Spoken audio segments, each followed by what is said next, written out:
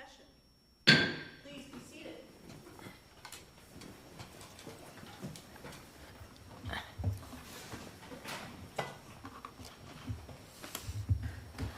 Good morning and welcome to the Nakamura Courthouse here in Seattle, Washington. We are sitting en banc to hear the matter of Andrew Teter and James Grell versus Ann E. Lopez and Daryl Ng. If the counsel are ready to proceed, you may come forward. And before we begin, I just want to check with Judge Lee, who is sitting via video. Can you hear us, Judge Lee? Yes, I can. Thank you. All right, thank you. Please come forward.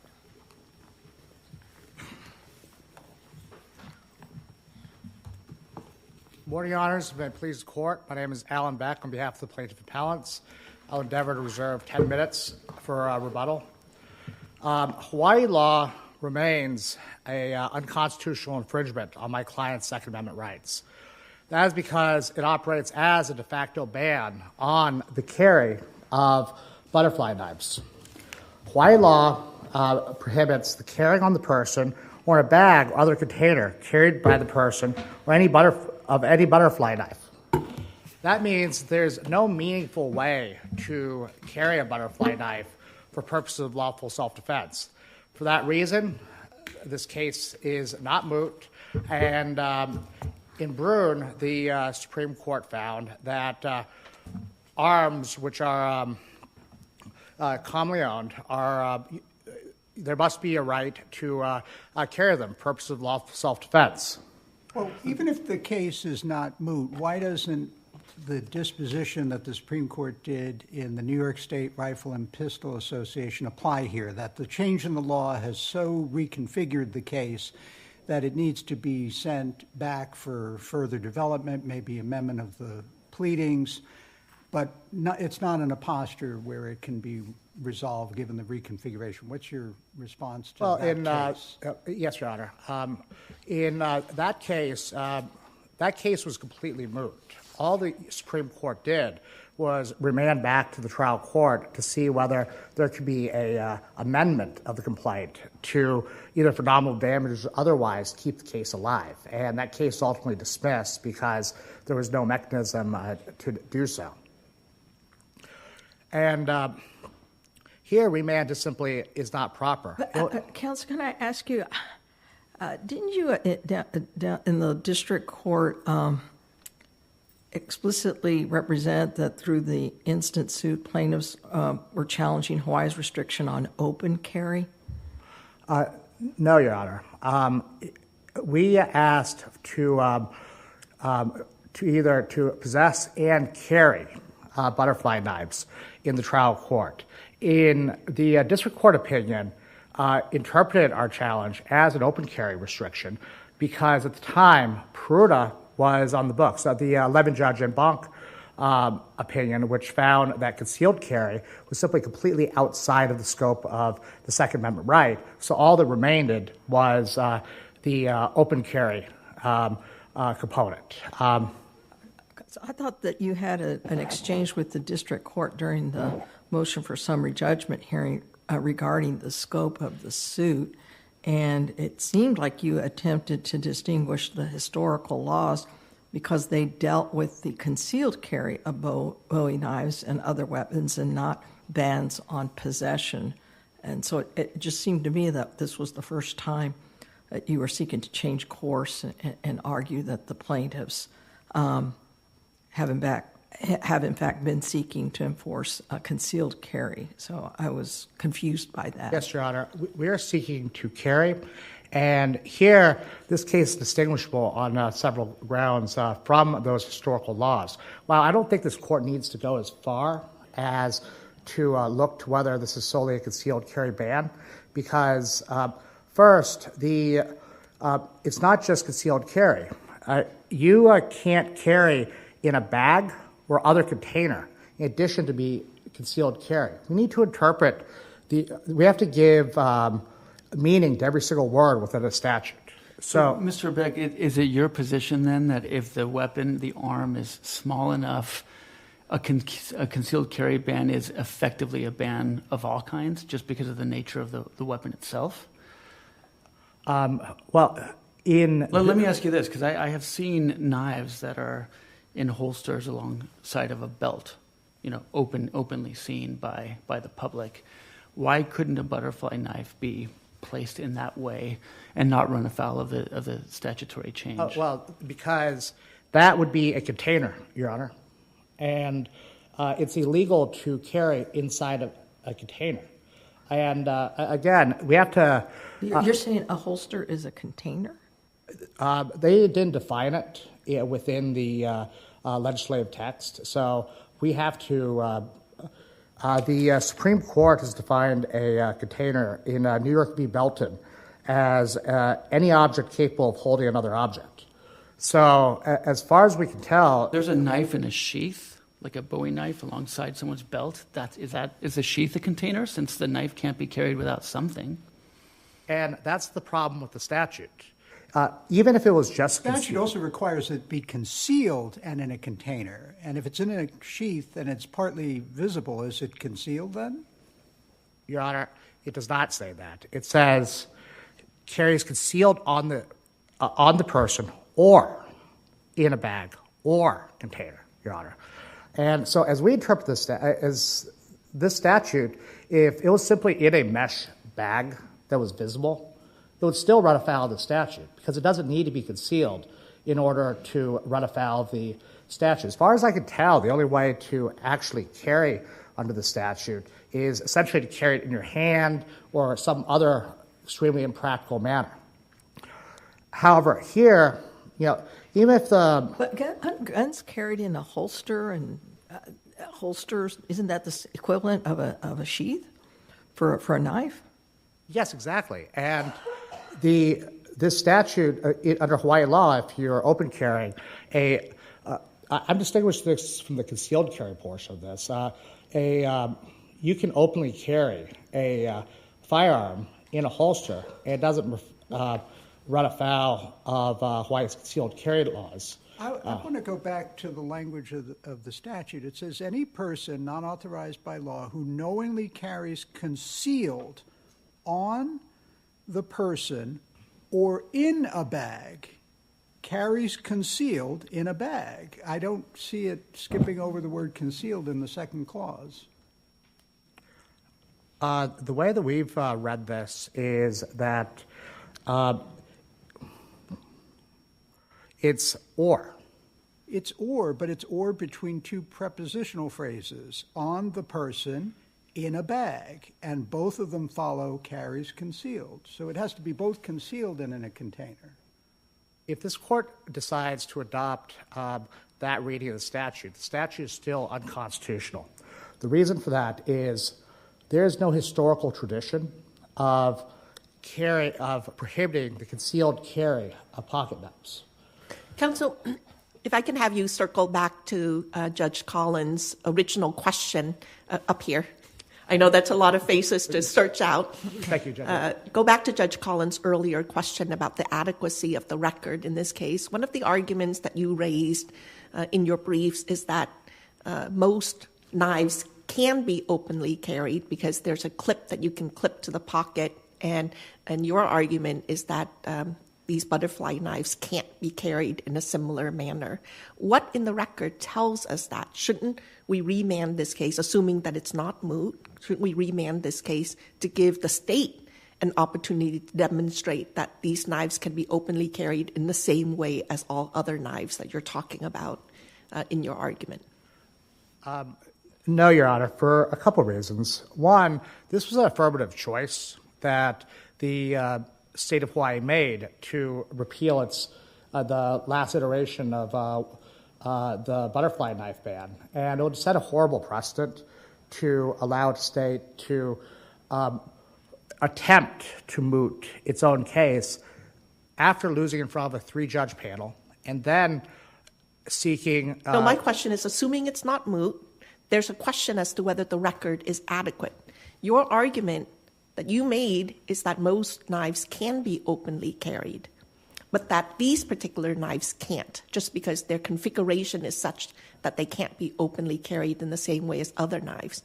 So my question to you is, why shouldn't we remand for further development of the factual record to give the state an opportunity to demonstrate whether these knives can be carried in the same way as other knives that you're talking about? I'm not familiar with openly carrying knives. So whatever it is that you're saying in your briefing can be openly carried, I don't know whether these knives can be clipped to pockets in the same way as other knives. And why shouldn't the state have an opportunity to develop that record? For a couple of reasons, Your Honor. First, I don't believe that issue is dispositive of the case. They can be decided simply because this is a concealed carry ban, and there's no historical tradition on prohibiting the concealed carry of pocket knives rather than Bowie knives, handguns, etc. Furthermore, we produced an expert, and the state produced expert. We filed an expert report. They had an opportunity to rebut the contentions inside that expert report, and they decided not to. They also affirmatively decided not to depose our expert, whereas we made the decision to depose their expert, Lieutenant Robin Nakamini, and they've just simply waived their opportunity to make if they wanted further evidentiary findings, they had an opportunity to do that. They just opted not to do it. Can I ask a follow-up to that question? What if we disagree with you and we end up sending it back for factual development on some of these questions and let the district court address that in the first instance? It's kind of a weird case in that you won before the panel on the previous ban. So I'm trying to figure out what we should do with regard to that if we send it back to the district court.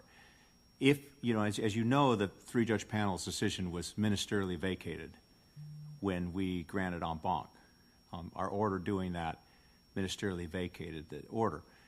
If it hadn't been ministerially vacated, then that decision would be still on the books, and we would have to decide what to do about that. And I'm trying to figure out, should we vacate our vacature? Should we reinstate the three-judge panel and send it back down, which would obviously prevent Hawaii from passing the law that they have now taken out? In other words, it's sort of an odd, mirror image Munsingware issue here that's complicated by the fact that we ministerially vacated, which I can't actually find a rule that says we should ministerially vacate. So I'm not sure why we did or what our authority for doing that was.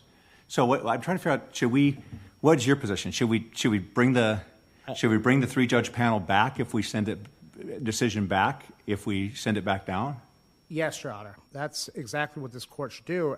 This court made the decision to try to vacate that, predicated upon the opportunity to hear this issue in Banc. Now that opportunity, if this court decides remand, then at a bare minimum, what this court should do is decide to remove the vacature. Well, do we have to distinguish between the two issues the panel decided? One is the threshold question, whether these knives are eligible for any Second Amendment protection. And then the second was whether a total ban is consistent with the Second Amendment. The second issue seems moot, and maybe we can't do anything with that. But the first issue seems very much live, since there's no reason to remand on a carry issue unless we resolve the threshold issue of whether these knives are eligible for protection and who has the burden of that, which is what we granted en banc. Yes, Your Honor. I mean, that's what I think. If this case decides to retain jurisdiction, not give it back to the three-judge panel, then it should at bare minimum decide what the threshold question of whether butterfly knives are an arm, or it could just simply remand back to the three-judge panel. Or can you address that burden issue, which was the main issue that we had granted rehearing on? Who has the burden to show the exception for dangerous and unusual? Yes, Your Honor. In Heller, the Supreme Court said that the Second Amendment applies prima facie to all bearable arms. The state has conceded that the butterfly knife is a bearable arm. Therefore, they have they had an affirmative duty to demonstrate that these are somehow devoid of Second Amendment protection. And in Bruen and most recently in Rahimi, the Supreme Court has reiterated that it's a presumptive protection to the Second Amendment, protection to all bearable arms. And that means that the state has an affirmative duty to find that the Second Amendment does not protect an arm. In the past 4.5 years of litigation, the state of Hawaii has never attempted to do that. And can I ask, why do you think it's appropriate for us to reach that question? I mean, if the case that you brought is moot, the fact that you might be able to bring a different case to this new and different law doesn't seem like a reason for us to sort of preemptively opine on what legal standards will govern the new case that you might bring. So why should we say any of that if we think that your case is actually moot? Well, I don't see how this case is moot. It's there's difference. I want to distinguish between merits and mootness. This court and the Supreme Court, Knox v. SEIU, has said a case becomes moot only when it is impossible for a court to grant any effectual relief whatsoever to the prevailing party. Now, we have a challenge. Counsel, on the mootness question, the district court had characterized your challenge as a challenge to open carry. Did you ever correct that or take a stand and challenge that characterization in any way? I don't see it in the record, and if you haven't, then why isn't that argument forfeited? Your Honor, again, it was an interpretation at the time that the trial court opinion happened. The Pruda was on the books, so that's simply the trial court's interpretation of what's left. But didn't you say yes? The district judge asked you. Your claim is that you can't openly possess or openly carry a butterfly knife, and the record indicates the counsel said yes. There was no pushback, or no, we're also alleging our rights are infringed because we can't have a concealed carry of one of these knives. So that to Judge Wynn's point, it seems as if you've agreed that the case was about open carry and possession. And now that the statute has changed, I don't fault you for this because the statute changed. So now we're dealing with something entirely different. But I didn't see any argument that concealed carry would violate the Second Amendment. Our briefing within the trial court simply was on carry itself because... Right, so you just said carry. You didn't specify open or concealed, but when the district judge said open carry, counsel said yes, and agreed that was the claim. And the declarations to show injury were about possession, and that's no longer an issue. So I see it as a mootness problem and possibly a standing problem. Yes, Your Honor. Again, we were addressing that under the legal landscape that occurred in the while we were litigating that case. We weren't forfeiting or waiving any sort of claim. That's fair. But a lot of things have happened since you started litigating this case, which is why we're now in a completely different posture. So Bruen was decided, and then the Hawaii statute was amended, and now Rahimi's been decided. So why doesn't that suggest that this should be sent back to the district court for the parties to develop the record and make arguments based on the statute that's on the books now? Because, again, not to belabor this point, but, they've made a affirmative, they made a decision that they were going to remand, that they were going to get rid of their own statute. And first, they shouldn't be rewarded for attempting to rob this court of appellate authority. I mean, is it your suggestion that the amendment to the statute was enacted as part of an effort to manipulate the court's jurisdiction?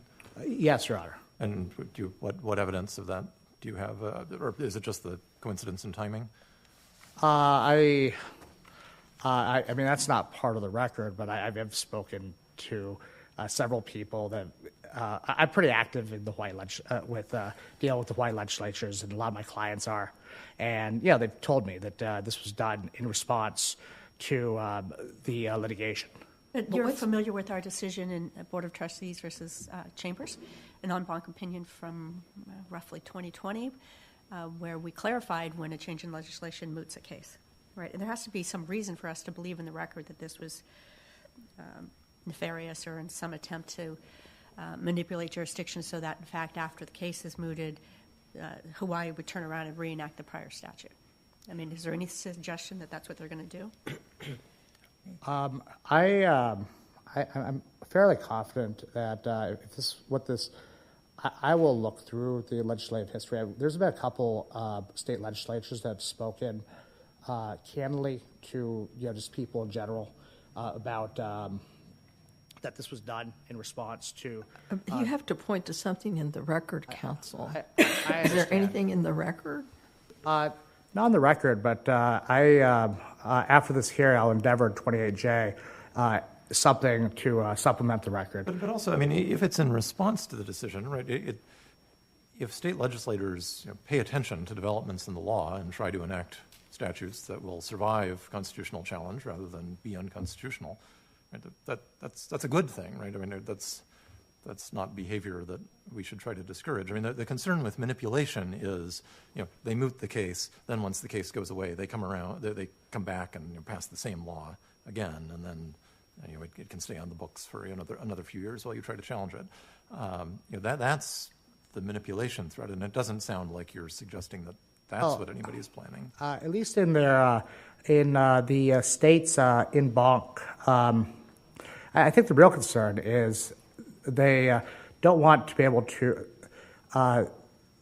They're attempting to rob this court of its jurisdiction to be able to decide live case controversies. It was done because there was already a 3-judge panel opinion.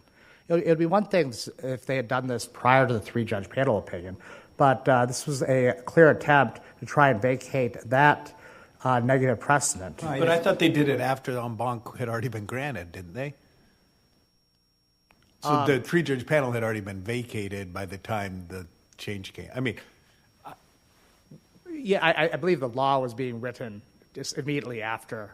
You may be correct on the date of it was passage. passed, but your point is the process started. Yeah. before But that. so part of this colloquy, it seems like the concern that the Supreme Court and our court has expressed in the Munsingware context is you win in a court below, you appeal, you do something to moot, and you try to lock in your win, right? And so if they haven't locked in a win, if the same party that mooted the court is the one mooted the case is the one that won below, then we normally Munsingware vacature. That's how Munsingware typically works. Yes. So here, what happened is they won en banc review and secured vacature of the 3-judge panel, of the 3-judge panel opinion that they had lost. So they got that win just through our ministerial vacature. They got that win, and now they're trying to lock that in by mooting. That's the concern, not that they'll necessarily reenact, and that's a structural concern. It seems to me. That's Would correct, you Your agree? Honor. That's a and in Munsingware, we don't care whether there's evidence in the record of why they did what they did. We just care whether or not it creates the incentive to actually creates the incentive to moot out a case and lock in a win that you got below. Yes, that's absolutely. We haven't ever required that there actually be some incentive, like nefarious, comments that we're trying to. It's just kind of obvious from what they're doing. Yes, that's correct, Your Honor. And so what I'm trying to figure out is this is different than Munsingware, but what is the proper thing here to ensure that incentive does not happen in this case or other cases? And so what I'm trying to figure out is, should we reinstate the panel opinion because it would essentially do the same thing that a Munsingware vacature would do? That's exactly what this court should do, is vacate the vacature and put and just simply reinstate the panel opinion, Your Honor. And that would resolve any of our concerns regarding the fact this was done in a less than in attempt to defeat this court's. Well, it doesn't matter whether it happened here. What matters is if we allow this to happen, everybody will get the message that what you should do is seek en banc review, get the panel opinion vacated, maybe wait to see what en banc court you draw in the Ninth Circuit, since or maybe not, and then moot out the case, and you get rid of the panel opinion, and you secure. So you basically get the benefit. It's like the mirror image of the benefit that you get when, that Munsingware is concerned about. That it's not so much what they did in this case, it's the perverse incentive that it creates, it seems to be. Yes, I agree. If this court, it would make for extremely bad public policy, and if this court were to not reinstate the three-judge panel, for all the reasons. Mr. Banc, can I ask? Wasn't one of your claims the contention that this total ban included at the home, so people could not even possess butterfly knives at the home? And with the change in the law, is that contemplated anymore? Any kind of a ban at the home? No, as of right now, there's not a complete. So in a sense, then you did achieve a type of win for your client in the sense that the legislature recalibrated and has narrowed the scope of its law, and now one of the main precepts of your claim, a total ban, even including the home, is no longer in place. It's now just about concealed carry and about the use of the butterfly knife for criminal purposes. To me, that narrows the scope of what's going on with this law and whatever future challenge there might be. Why isn't that considered a win in your view? Because it protects certain rights that you were claiming should be protected. Well, I absolutely believe that we have already prevailed in this case, and that we should be assigned prevailing party status at the appropriate time. But well, that's not what I'm getting at. I guess what I'm getting at is why isn't this case moot insofar as if there's a future challenge now just on the concealed carry portion of this, why couldn't that be raised in a future claim, for example, or on remand to determine what the parameters of that new law, how that implicates the Second Amendment at that point? Well, because, again, the standard for determining mootness is any effectual relief. That there's no... and here, there is effectual relief that can be granted because there is a challenge to Hawaii's, to the carry restrictions that are before the court. And there's no requirement that that the law has to stay the exact same in order to fight off mootness. It just simply has to be anything, and that any relief that can be given. That's the precedent. So you would want us to say that the current statute's ban on concealed carry violates the Second Amendment. And we would have to do that on this record, where the parties didn't brief that or present the historical analogs to address that. The vast majority of the issues before this court are all... This court could order supplemental briefing, and that would alleviate any concerns that this court may have. That we shouldn't really be do fact finding, and you have made some factual arguments that butterfly knives cannot be carried openly, because of the nature of the weapon. So, how would we resolve that as a Court of Appeals on Banc in the first instance? Well, because it wouldn't be for the first instance, Your Honor. This is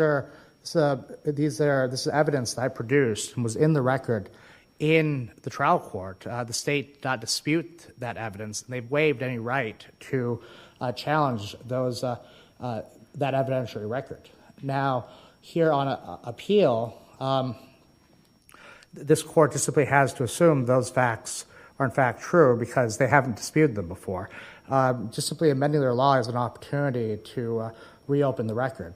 And again, why would they have disputed that below? It wasn't the issue. The issue was possession and open carry. Those were the two injuries your clients were claiming. Well, for several reasons. One of which it's the main mechanism to attempt to carry, say, a standard pocket knife openly is a clip. As part of our demonstration to show that a butterfly knife opens slower than a typical pocket knife, our expert showed that it does not have they typically do not have clips that interfere with the mechanism. So the fact there's no clip and hence you can't conceal, open carry it was part and parcel of the dispute over how the mechanism of a butter knife functions, and us showing that the state's position that these are somehow unusually dangerous knives compared to a standard pocket knife was faulty. Did you want to reserve your last minute? Yes, Your Honor. Okay. 10 minutes didn't happen. Thank you.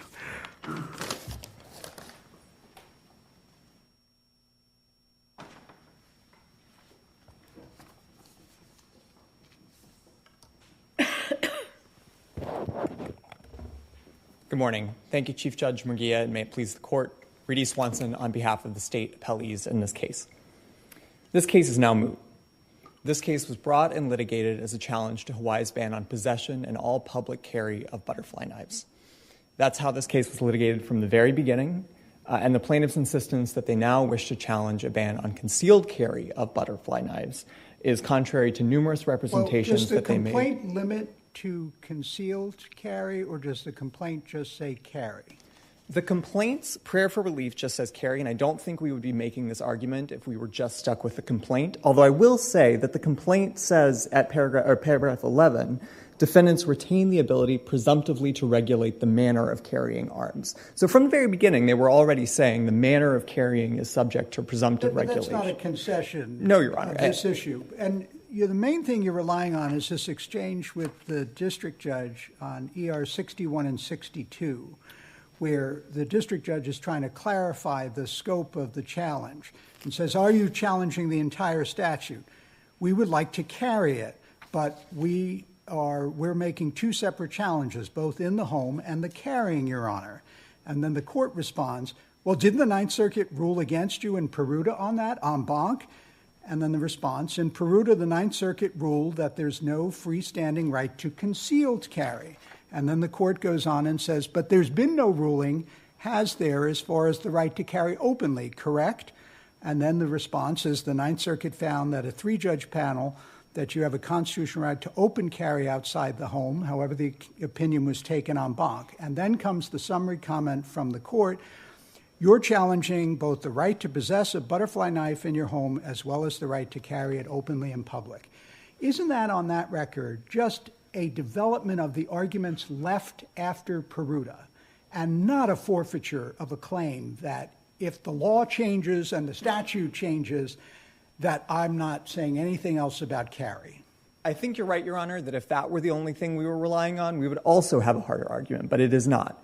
After Bruen, the plaintiffs said in their supplemental brief to this court, concealed carry can be banned when the government allows for the open carry of arms, on page 20 of their supplemental brief. The next page, they say, a ban on possession is nothing like a restriction on concealed carry. But that's after the state had won on the whole thing.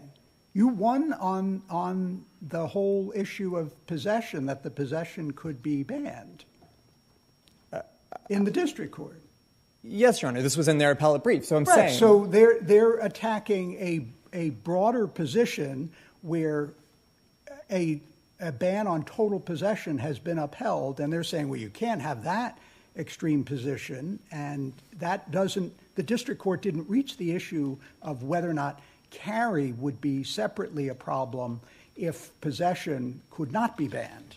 Well, I don't think that's how I read those sentences in their brief. It's not that they're saying, this isn't a case about concealed carry. They're making an affirmative representation to the court. Concealed carry can be banned when the government allows for the open carry of arms.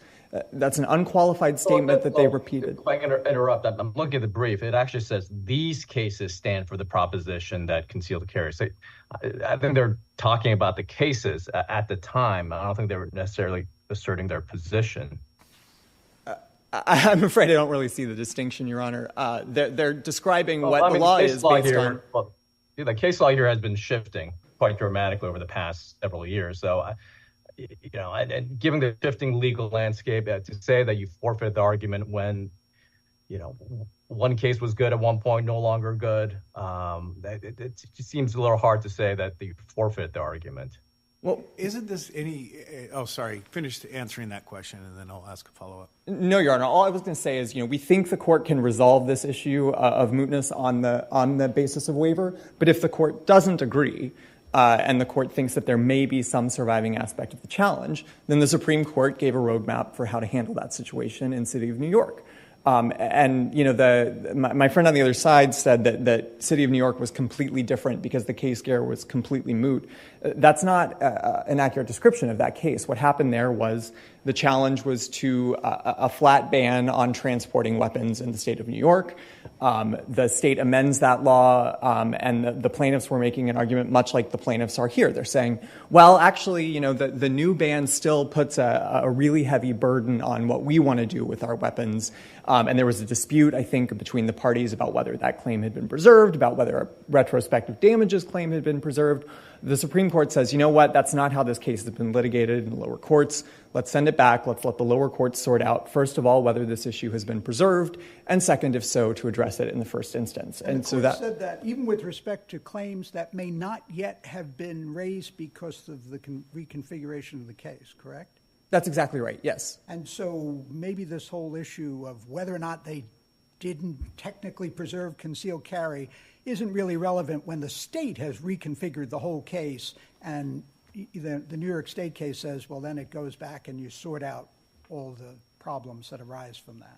Well, right. I mean, I think there were not the same issues of affirmative waiver in City of New York that you have here. There was no evidence, for example, that the plaintiffs in that case had previously taken the position in their briefing that it would be okay if the state of New York had enacted the statute that it did. But that, I think, is really the only difference between City of New York and this case. Can I ask? So if we went that direction, you've heard the questions I've been asking, and I'm looking at the New York case here. Munsingware vacated the Second Circuit decision, right? Yes, Your Honor. Who had won in the Second Circuit? I believe the state had, Your Honor. The state had won. Who won in the Ninth Circuit in your case? Well, temporarily, the plaintiffs did. Right, but and then you secured a ministerial vacature of that by getting en banc granted, which is different. Which is different than if you sought cert and the Supreme Court had granted cert, it wouldn't have vacated the decision.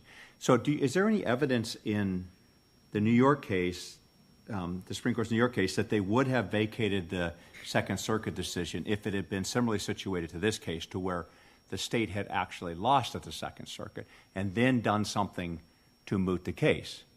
Yes, Your Honor, I think that evidence really comes from Munsingware itself. The Supreme Court says in Munsingware that the point of this practice is to clear the path for future litigation. No, Munsingware, I think it's exactly the opposite of that.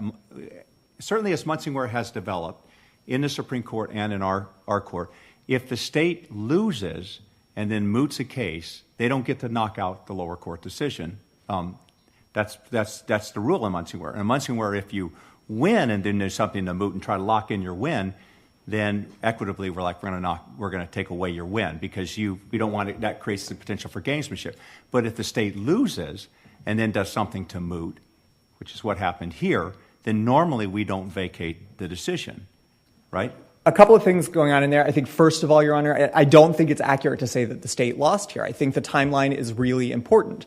The full court did vacate. I don't think I agree that it's a ministerial vacater. Wait, say that again. I don't agree that it's a ministerial. You say the whole court vacated this? Yes, the full court acts. No, we didn't, though. I mean, I know it says that in the order, but none of us ever voted to vacate that. There's no rule that says it vacated. That was just a ministerial vacature. It is in the circuit advisory notes. No, it's not. In fact, even today, there's not a rule that says to vacate the decision. It may have been an ultra vires action by this court. Your Honor, I agree with you that it is not in the rules. It is in the circuit advisory notes. No, it's not. To vacate the decision, it's not. Your Honor, go ahead and submit supplemental briefing on that, but it's not. If I could just ask, do you have the number handy? It's Circuit Advisory Rule 35.2.3, I think. It says that the act of the court in granting rehearing en banc operates as a vacater of the original panel opinion.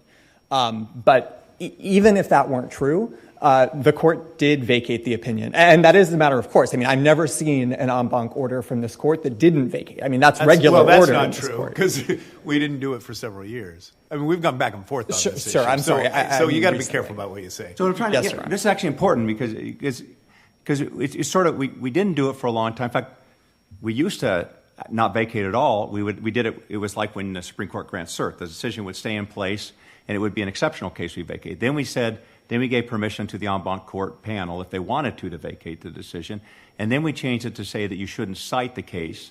But we actually don't have a rule we recently amended our rules, the advisory, to say that at the end of this year, then there will be a decision that said there will be a advisory rule, if you want to call it. That's not called a rule, but that will say you need to, that the decision gets vacated. But as of the time when your case went en banc, there was no rule saying it needed to be vacated. It just, as best I can tell, one of our staff attorneys just sent out an order that said that. None of us voted on it, etc.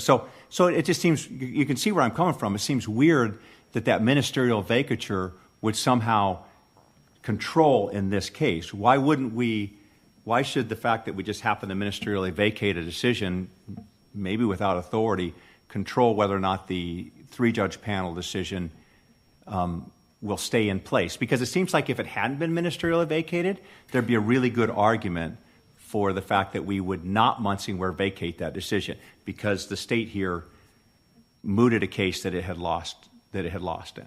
Well, under Bancorp, it's actually not a hardline rule that vacatur wouldn't happen even after the losing party. Right. It's an equitable decision. It's an equitable decision that the court would make. And I also want to just sort of thinking about explain to me equitably why.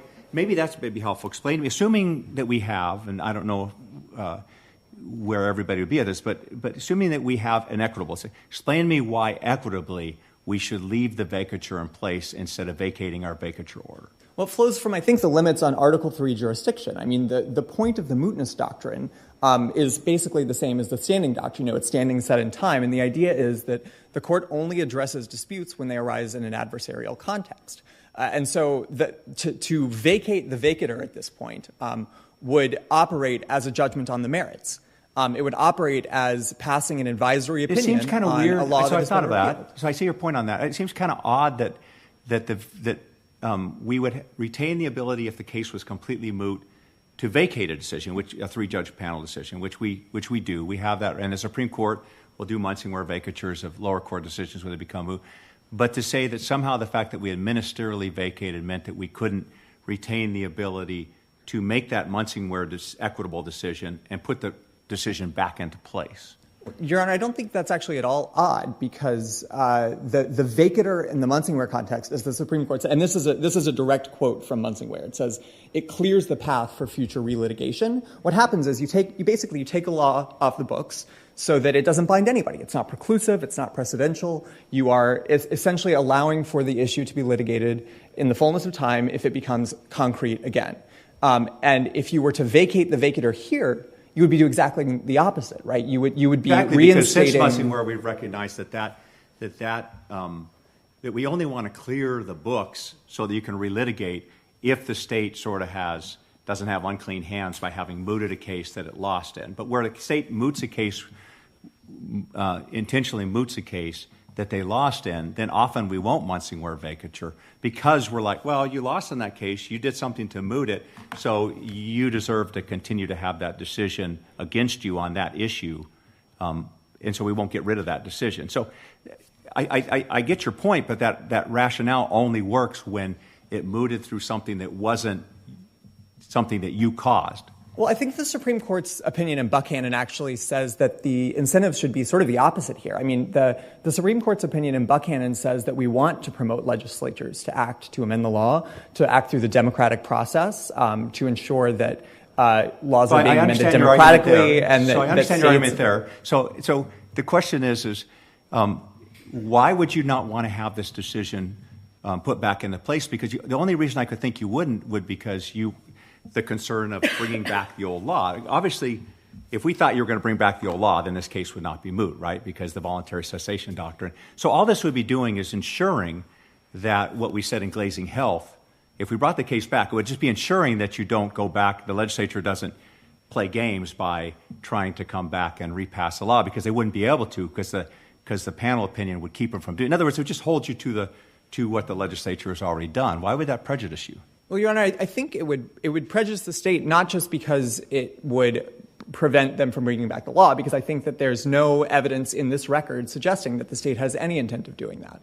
But it does create precedential law going forward for other cases, and in that sense, it would continue to bind not just the state of Hawaii, but it would bind all the other states in this circuit, and it would be persuasive precedent. Wouldn't that same concern be true in the Munsingware context, if just the ordinary, normal, not this weird context we're in now, but where you lost and then you're appealing, say to the Supreme Court, and then you do something to moot the case, you'd be like, well, we're probably not going to get a Munsingware vacature, so that this law is going to get locked in. I mean, you still have that concern in the ordinary Munsingware vacature, this concern about we're going to get locked in precedent.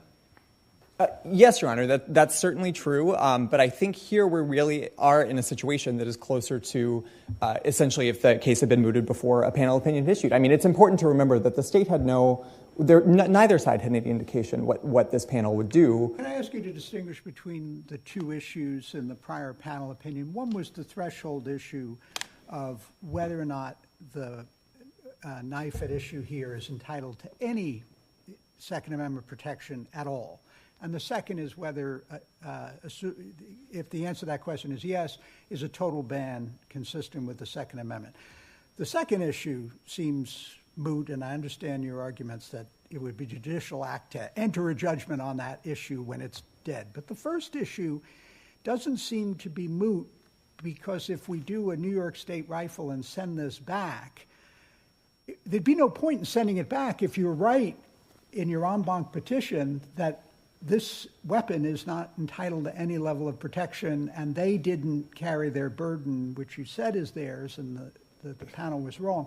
Those issues don't seem to be moot. So why shouldn't we decide those issues before, because it might moot sending it back?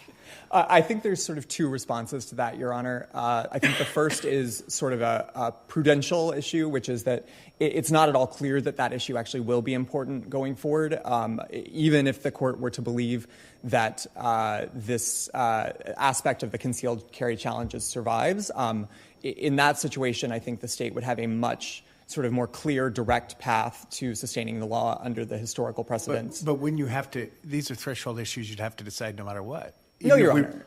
Whether it's an arm, that's the first step under Bruen. It's a question that that certainly would have to be answered if you were addressing the whole issue. But it's very common for courts to say we're going to assume arguendo a law is or a weapon is protected, and then decide whether it's which is what the district court did here. That is exactly what the district court did here, and it could do that again on remand. So I think it's actually not the case that issue has to be resolved going forward. And then, of course, we also have our argument, which we've already discussed, that aspect of the case is not, in fact, going to be presented because we think that they've waived that issue. And I think is moot. So it's an issue of waiver or an issue of prudential judgment, but that issue isn't moot in this case in the current posture, is it? I think it is moot in an Article III sense if they have waived the challenge to their concealed carry ban, because that means that there is no relief that this court can grant these plaintiffs. And do you think that even if we remand under New York State rifle, that they would be held to that? So on remand in the district court, it would be your position that they would be held to that waiver, notwithstanding the many developments both in the Hawaii statute and in law from the Supreme Court that took place since they made the statement that you claim to be the waiver? Yes, Your Honor, I think they would, and the reason for that is because the only real change that is potentially relevant to sort of whether they would press that claim or not is Bruen, and they repeatedly affirmed after Bruen that concealed carry can be banned as long as public or open carry is allowed. But that raises the question of whether open carry is allowed. Your friend on the other side said this statute is a de facto ban on any carry because you can't openly carry a butterfly knife. How do you respond to that? Well, first of all, waiver generally doesn't allow a party to sort of invent a new argument later when that position that they've previously taken has become inconvenient. Let's assume that we would let them do that because of all the changes in the law. If the court were to permit that, then I think that is exactly why the court should follow the roadmap laid out in City of New York. I mean, there were threshold questions in City of New York that the Supreme Court might still have addressed, but it didn't do that. It vacated everything and sent it back to the district court to address everything in the first instance. So how do you respond to their argument that you could not carry a butterfly knife in a holster or a sheath or a clear bag or something along those lines? So essentially the only thing you could do is perhaps carry it in your hand. So I think there's a textual argument and then a sort of physical, practical argument. On the textual argument, the statute, we agree entirely with the reading that the court was sort of suggesting earlier, that whoever knowingly carries concealed on the person or in a bag or other container, that the modifier concealed applies to each of those. And it's true that the statute doesn't technically define concealed in this context, but that's only really a technicality. Section 134.1 of the Hawaii Revised Statutes contains a definition of concealed that applies. It says concealed means in relation to a firearm. I recognize there are sort of expressio unius questions here, but I think that the definition that's about to follow is one that is really common sense and would, I think, pretty clearly be adopted. In relation to other uses of concealed, I think this is probably a vestige of the fact that the statute used to only talk about concealed in the context of firearms. But it says concealed means in relation to a firearm that the firearm is entirely hidden from view of the public and not discernible by ordinary observation. So I think that is the definition of concealed that would apply here. And so if you're carrying something in a sheath or a holster, then absolutely we think that would be something that falls clearly within that definition, or I guess outside that definition, in the sense that it is not concealed if it's visible to the public in a sheath or holster. Can I go back to the question about the difference between the arms and the actual the historical analog? As to the historical analog, you've made a pretty compelling point that there's new factual developments that need to be determined. Is the same true for whether it's an arm? That would be the same analysis, the same arguments that were raised in the district court and before the panel. There's no difference under the new law versus the old law. If the court believes that Bruen, or Rahimi, I suppose, but really mostly Bruen, is relevant to that issue, then I think the answer is yes. The state should be given an opportunity to develop a new record on that. Because on whether it's an arm, Rahimi would seem to go potentially to, the role of whether criminals should should be included or non-criminals should be excluded. But as to whether it's an arm, can you point to any new factual development that hasn't been presented to the district court or the panel that needs to be developed more? I should clarify that I think the question that is relevant is if you think Bruen affects who has the burden on that issue. If you think that after Bruen, it's... So that's illegal. That's a legal issue. Are there any... I'm going to just repeat my question one more time. Is there any factual development that you think needs to be addressed to determine whether this is an arm? Yes, Your Honor. I think we would need to address whether it is commonly carried for the lawful purposes of self-defense. And I think that is an issue where essentially in the district court, both that parties... That presupposes a legal conclusion, of course, right? Because you're presupposing that is a legal requirement of determining whether it's an arm. Well, of course, Your Honor. Yes, absolutely. Right. Certainly. But we believe that... yes, Judge Lee. If I can ask that question. So another way to ask is, does Hawaii's new statute, Act 21, affect the question of whether a butterfly knife is an arm under the Second Amendment? The amendment of the statute, I think, does not affect that issue. No, Your Honor.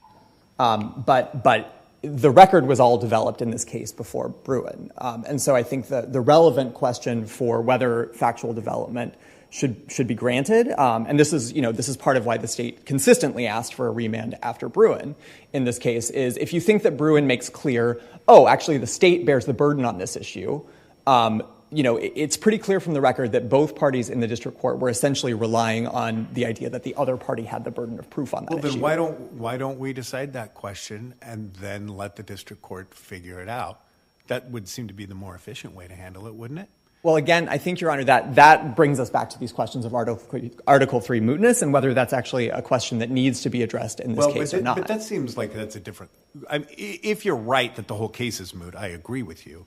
But if there's a difference between, if some portion of this is not moot and if this case is going to go forward, then why don't we decide this issue that you've already said is, causing a lot of consternation in the district court? I think for all the reasons we've said, which is it's not altogether clear that issue is going to be relevant going forward. But if the court does that, and decides that, yes, we are going to conclude that the plaintiffs have not waived all of their arguments, even though they repeatedly, after Bruen, took the position that concealed carry can be banned. If the court does that, and if the court they also haven't waived on the arms. Okay, never mind. Yes, I don't want to Your Honor. rehash it. And if the court can I ask yes, it this of way? course. Are you conceding that it is a bearable arm, the butterfly knife is a bearable arm? I think we have never disputed that it falls within the literal definition of arm. I think the dispute that the parties have had has always been whether that is sufficient to trigger the presumptive protections of Bruen, or whether there is an additional showing that a plaintiff needs to make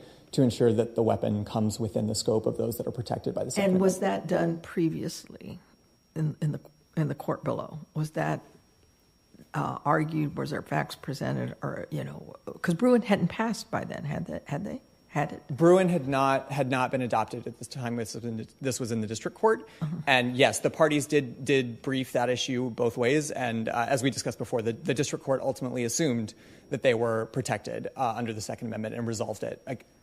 And did the district court make a determination on who had the burden? No, Your Honor, it did not. And since Bruen, who has the burden? Isn't it the state? We don't agree that the state has the burden on that issue even after Bruen, but if the court disagrees and think that the state does have the burden after Bruen, then I think, for the reasons I was discussing with Judge Nelson, the right disposition, if the court gets all the way to that issue in this case, which we think is inappropriate, but if it happens, then the disposition is to resolve that question of who has the burden, and then to allow the state to actually develop its burden on that issue. Why wouldn't the state have the burden? I mean, if we are a lot of the Second Amendment case law uses First Amendment analogies. And in the First Amendment context, we have categorical exceptions from the protection of free speech. Doesn't the state have the burden to show that a particular defendant's speech, or that a statutory category regulating a category of speech, is unprotected when it otherwise would be speech? You'd have to show that it's, libel or defamation or obscenity. Doesn't the state have that burden? And why wouldn't that transpose into the Second Amendment context, that if it's presumptively an arm, but you claim it's the type of arm that doesn't fall in, you have the burden? Yes, Your Honor. So I think that you're right that the state has the burden on those issues in the First Amendment context, but it's not the case that the plaintiff has no burden in the First Amendment context either. And what happens is, if there's an edge case where the question is not whether your speech or conduct is historically protected, but whether you have engaged in speech or expressive conduct at all, if you are addressing that question, the plaintiff has an initial burden to prove that they are engaged in something that is protected by the First Amendment. And that's the analogy that we think is more appropriate to this specific question. Seem analogous to whether it's just a bearable arm. Am I speaking? Am I expressing? That would be your burden. And then you say, well, it's the bad type that falls into a categorical exception. You seem to be claiming a categorical exception for dangerous and unusual weapons, and this is one of them and gets nothing.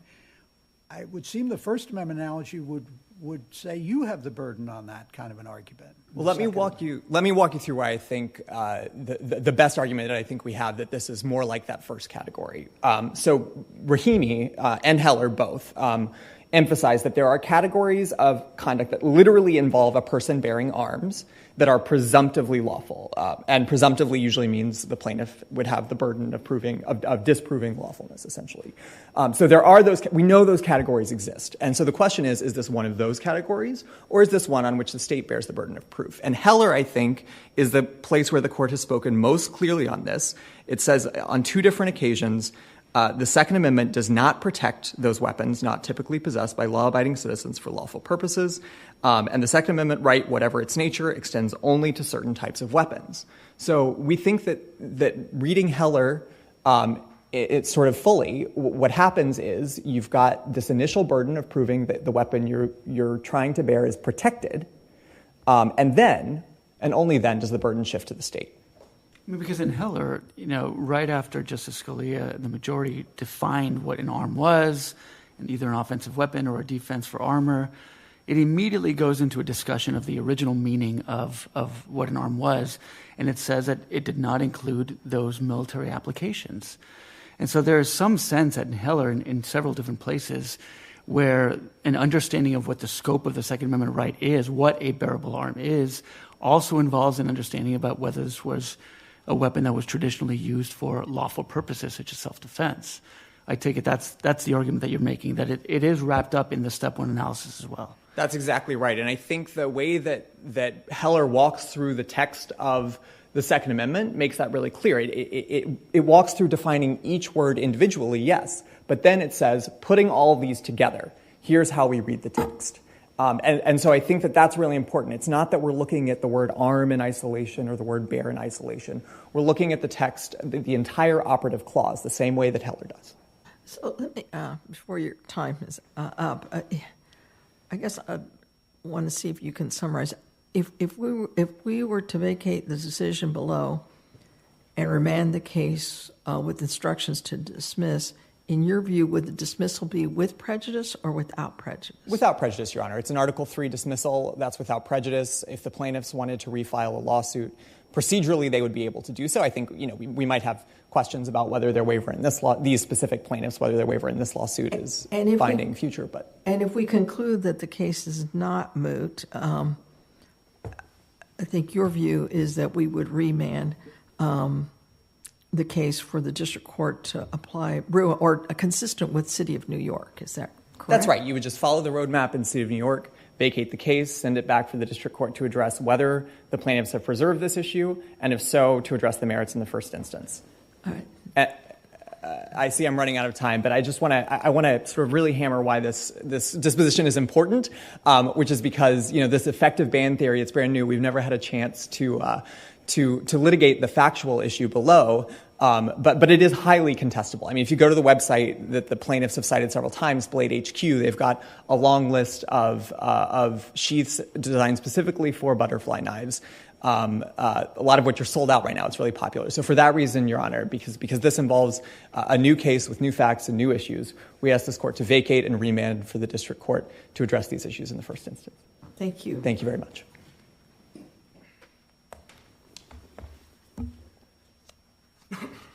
I'll give you two minutes, your minute and then one more minute. Just your minute and one more minute. Thank you very much. So it's 2 minutes total, whoever's got the clock. Thank you. First, there was a question up here as to whether the state had ever conceded whether a butterfly knife is a bearable arm. They did so during the deposition of Robin Nakamini. And I don't have an ER site for that, but it's in there. Here, if... They conceded during a deposition? This was a 30B6 witness? The expert, yes. Well, no, that's actually not a 30B6 witness. Okay, so they had an expert who said that, okay. Yeah. All right. We will clarify that in a supplemental letter. I just am not aware of the principle that a witness testimony is a concession by a party. But you could clarify that as well. But keep going. Yes, Your Honor. Here, if this court decides remand, at the bare minimum, what needs to do is decide the threshold question of whether a butterfly knife is a protected arm. That would give clarity to the trial court that assumed that a butterfly knife was protected, only to uphold it during the under intermediate scrutiny. And it likely took that course of action because it just simply knew that it was going to uphold the law under intermediate scrutiny, and so it didn't need to engage in the heavy intellectual analysis of whether this was an arm. Now, the state's position that Bruen somehow abrogated Heller on the issue of who bears the initial burden just simply is not correct.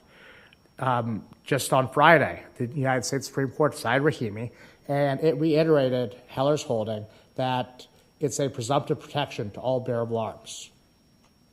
And there's nothing in there that says that this presumption has anything to do with military application or anything like that. I mean, that's something that perhaps the state could use to rebut that presumption, but it's ultimately the Heller is still binding, and just like the court in the Second Circuit's New York v. Rifle v. Cuomo case, it should decide this issue of what is an arm and expressly find the clarify for all the trial courts that there's a presumptive protection to all bearable arms. Thank you.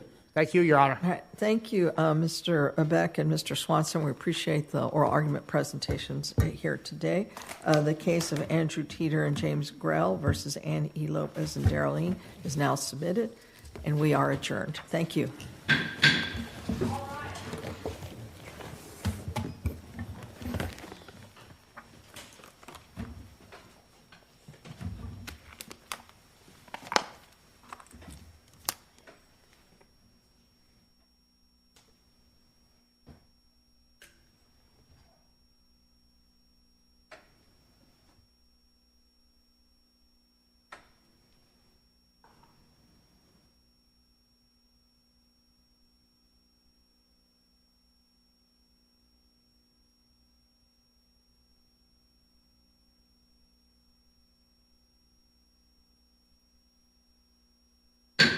Court stands adjourned until 1:30 this afternoon. Thank you. Thank you.